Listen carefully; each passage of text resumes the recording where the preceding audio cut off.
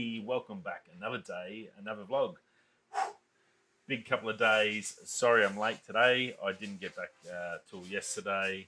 And by the time we cleaned the boat and did everything else, it was late and just crushed. It was a big night. Got to go fishing with my brother-in-law, which is amazing. As I said to you the other day, I was going to miss Thursday. It was a great trip. Very cool.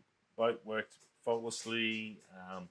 No barra, unfortunately. That was about the only downside of the whole thing. And the midgies and the sandflies were pretty nasty too at night. So, but other than that, good. Got a couple of big dewies, which was nice. I think me and Joel both got a metre 15 dewey, so that was pretty cool. Great fighting fish, and got a couple of threadfin salmon and some other little bits and pieces. Nothing else too exciting, but it was good fun. Got some amazing sunset shots, so hopefully I've got enough there to do a video. It might be a mature audience only video. There's a few beers had, so I'll see how I go when I get a chance to get to that one. But some gorgeous sunset shots over the water. Had a chance to get the drone up. Got some nice panoramas as well. Got some footage of the wetlands, which is pretty cool to see as well from out in the ocean. Very cool. Mini 2 again, yes, performed faultlessly. So overall, really worked out well. I was just absolutely smashed. Basically, 36 hours without much, probably 3 hours sleep. It was a big effort. So yeah, we sort of had to I was going to try and do it last night, and there wasn't much coming out last night either on the tech front. So I thought I'd just wait till this morning, had a bit more time, good rest, and come back and have a chat to you. So that was pretty cool. Now, the big news that happened the last couple of days while I've been away, obviously, that Sigma event come out. Look, I've probably given them a spray before, and to say I'm not disappointed again is probably an understatement. A 28-70 contemporary, amazing, beautiful. Right price range. The quality I know is going to be awesome from my 16mm contemporary. I know they do a fantastic job, but this 2.8, which would be perfect for me for what I need for a zoom for the RF, but no Canon. Yet again, no. I really don't know. There must be something underlying. If anyone knows why, I'd love to find out why. For some reason, Sigma doesn't like Canon anymore, and they seem very reluctant to make a mount to suit Canon. Is it a technical issue? Is it someone doesn't like someone? And I've got a funny feeling it's more going to be something like that, because they do EFM stuff, they do EF stuff, but the RF stuff has been really missing. So since they released the RF range of cameras, so very disappointing in regards to that. Look, if you're a Sony or an L-mount user, this is going to be a fantastic lens for the price. Again, if you can't afford that top of the range $1,500 one, $2,000 plus one for the 24-70, that's around about the $2,000 mark. The Art series, you can come down to this contemporary. You lose 4 mils, but it's probably not too bad, I don't reckon. It's $1,485 in Australia, and the only problem I have with it, other than that, is they've released it, and straight away on Sigma Australia's website, not available till June, till the 30th of June. Why the hell would you release something if it's friggin' 4 months away from actually being able to buy it? Absolute insanity. Big production, yeah, this is an amazing lens, and blah, blah, blah, blah. By the way, you can't buy it till June, the end of June. So I was like, why? That's when you hold off. Or just do an American release if you're only going to have enough for America or Europe or Japan or wherever you're going to release it. If you can't even sell it, why tell people you're going to be able to sell it if you can't even get the product out? Very strange. Even for Sigma, who do some very strange things, to release something and then not be able to sell it to you. I don't know. Not understanding that one. Little bit strange. Look, again, they do fantastic lenses. I'm not knocking the quality they do. Their marketing, way they do their marketing is very weird. And the way they sort of miss and don't do certain mounts sometimes, and seem to be mostly all about Sony. So whether Sony owns them now, so maybe that's something Sony owns Sigma and they get first dibs and then bring the other stuff out a year later. So people sort of tend to buy Sony. I'm not sure, but look, well, I guess we'll find out. Now, 67mm filter for the front end of that, so that's perfect. So same as the 16mm as well. So that's a pretty standard range for Sigma, so that's a good idea. So filter-wise, pretty cool. So yeah, hopefully they do change it and bring out the RF by mid-year when these are actually available. They might have changed their mind and brought in an RF mount or some sort of adapter to use it for it. But carrying another epoxy adapter onto it adds weight, adds length, adds a bit more of a pain in the ass. So it'd be nice to get that RF mount actually put into it. So fingers crossed. Now, also while we're on Sony, new headphones coming out. Obviously they're fantastic.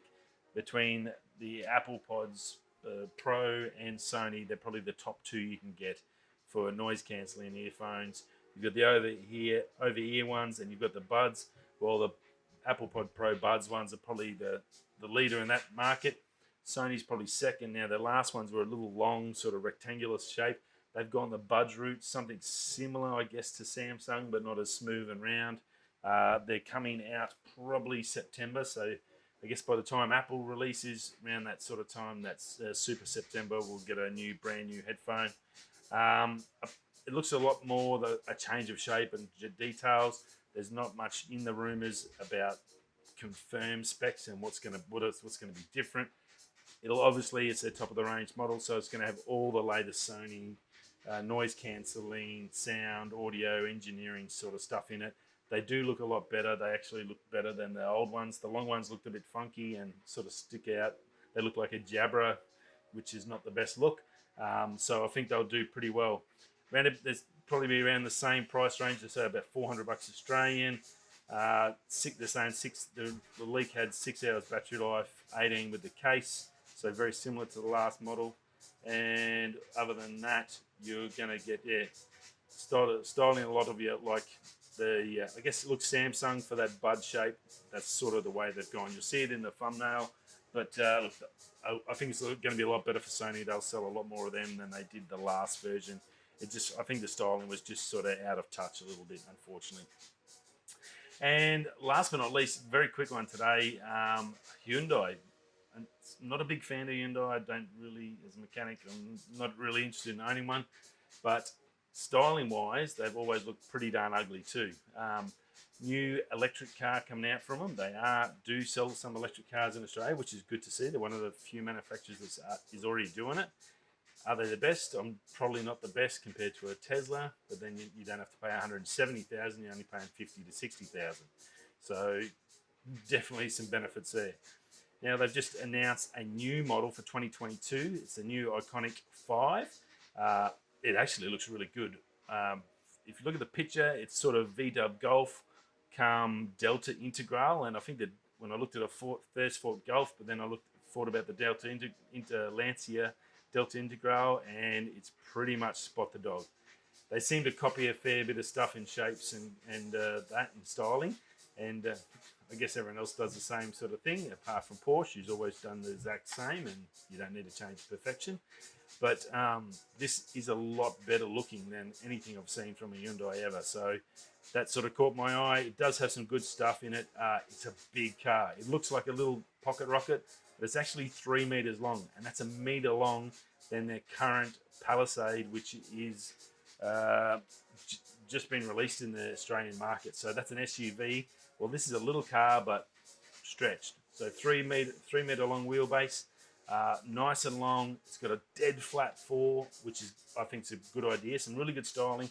Fully flat floor, so you can slide stuff. There's center console between the two front seats. You can slide that backwards and forwards out of the way, so you can have unobstructed in between the driver and passenger. And that's also got wireless charging, and so the people in the rear seats can chuck their phones, iPads, or whatever on that wireless charging and use that facility. So that's pretty smart. Some really smart stuff in it. The rear seats are also sliding because it's fully flat. They don't have to stay fixed, so they can fully slide. You can adjust your leg room to suit. So if you've got someone tall up the front, it goes back on the seat. Well, then you can put your seat back at the back. Brilliant. Hello. So look, I had to put it in. I said I'm not a big Hyundai fan whatsoever. Would I buy one? Probably not. But the styling features in them, some of the tech in them, pretty darn cool. Now on the other styling feature, probably something you haven't seen before, is the side mirrors. No more mirror. It's a fully digital camera setup. So whether that'll pass Australian laws and specs for safety, whether they'll allow that, because obviously if you've got no power, you have no vision. So I'm not sure how they're going to work that, whether they're going to run that straight to the battery. So when you're idle and sitting there with the car off, as we all know, you got to check your mirrors before you go and do anything, if you can see anything. So that's going to be a little bit tricky. I'm not sure. Some countries might be okay, like the States, they're a little bit more lax on the safety. Australia, pretty fully strict. So it'll be interesting to see if that actually gets passed. They may have to change it for certain countries. But other than that, great idea. Nice wide-angle vision camera. You don't have to take your eyes off the road. You can have a screen there and go left, right, controls, see exactly where everything is. See if there's any kids or the dogs when you're backing out of the driveway. That stuff's probably actually pretty cool to have in. Now, battery-wise, they're talking about 80% charge in 18 minutes on a fast charge. That's a 400 volt to 800 volt charging, so that's going to be pretty good. It's all about speed. No one's to be sit at a friggin' servo for 45 minutes an hour charging a friggin' car. All that means you're going to buy $30 worth of coffee and biscuits or cakes and get fat. That's not good for anyone, and no one. And all those servos are just going to make profit off the coffees and cakes. So the quicker it is, that's pretty good. Now they're saying you can extra 100 kilometers out of 5 minutes charge. So if you're only 50 k's away from home and you're just about done, and you put on charge, well, you might just have to scoot in for a quick top up for 5 minutes and then bolt straight out, and then off, get home, and then you can go to full charge. So some really good features tech-wise in there for the battery side. Very good.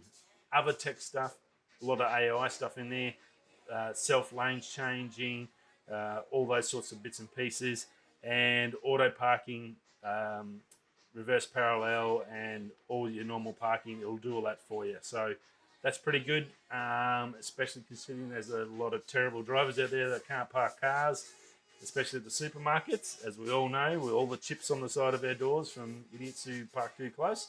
So that may save a bit of those dramas in the future. So it's good to see that technology coming in to help out a little bit. And other than that, yeah, look, it's very deceptive when you look at it. You'll see it on the thumbnail. Go check it out.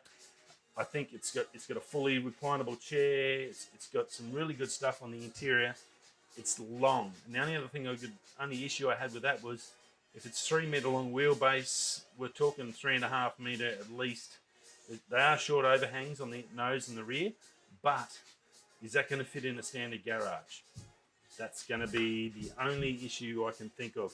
But if you can put an SUV in there, I guess you're going to be okay, but that's even shorter. So it's a little tricky. There might be some things you might have to look at when it does come out, if it's going to fit where you want to park it. So I guess we'll find out. So yeah, check it out. The photos they show are very deceptive.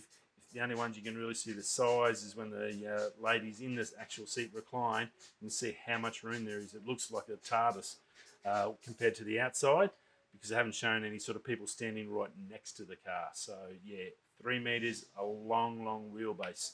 So that's how they do it all. It's all a bit of a photo trickery there to make it look small, but actually look massive from the guts. And that's about it. Have a fantastic weekend. I'm back to Perth on Monday, so it'll be in the afternoon, late show, I guess, before I can get to you again by the time I get off the plane and stuff and get sorted out. But I'll see you Monday, and then we're back to normal life on Wednesday at work, and we'll see you all then. But hopefully, yeah, video will be late this week. I'm halfway through the photos on the next video. Tons of photos. That's the only other thing I wanted to let you know. But other than that, yeah, I guess I'll see you on Monday. Thanks for stopping by. Wherever you are, whatever you're doing, have a fantastic weekend, and I will see you all again soon. If you're coming this way, that way, I'll catch you on Monday. Peace.